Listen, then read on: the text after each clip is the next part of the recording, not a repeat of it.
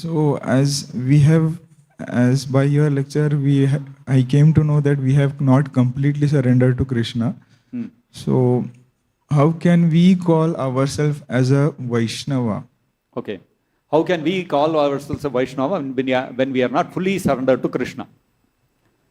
So we are Vaishnavas, and we are as good as Ekanti Vaishnavas because we are surrendered to an Ekanti Vaishnava. We are surrendered to Srila Prabhupada. We are his disciples.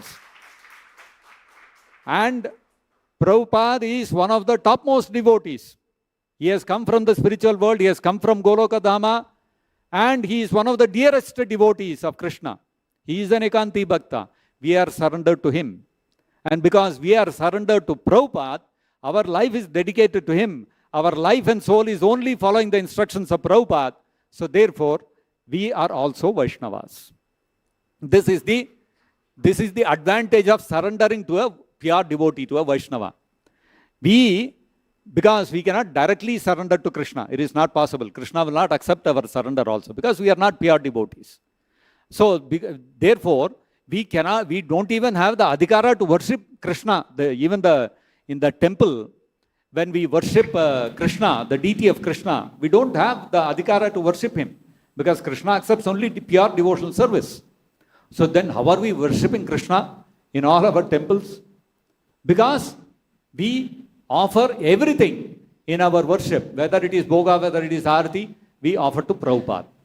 And Prabhupada offers it to Krishna, so Krishna has to accept. Krishna has no choice because his Ekanti Bhakta is offering. So that is the beauty. You see, a pure devotee is fully surrendered to Krishna and Krishna is fully surrendered to his pure devotee. Both of them are surrendered to each other. So, whatever we do, if we offer to Prabhupada and our life, our soul, our activities, everything is surrendered to Prabhupada, then it is as good as full surrender to Krishna.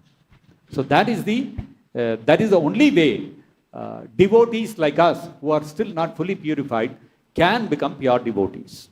That is why Krishna tells in the Bhagavad Gita also, 7th chapter, Krishna tells Mad Ashrayaha that we have to take shelter of one who is a pure devotee. Mad means Mad Janaha. Krishna is saying, those who are my people, who are his people, they are his Ekanti Bhaktas. One who has surrendered unto the lotus feet of an Ekanti Bhakta, a pure devotee of Krishna. He can know Krishna in full and he can serve Krishna properly. Otherwise one cannot. So therefore, we are all disciples of Srila Prabhupada, who is an Ekanti Bhakta. And so therefore, our service, whatever service we are rendering to the deities, whatever devotional service we are rendering, that also acquires the platform of pure devotional service. Understand?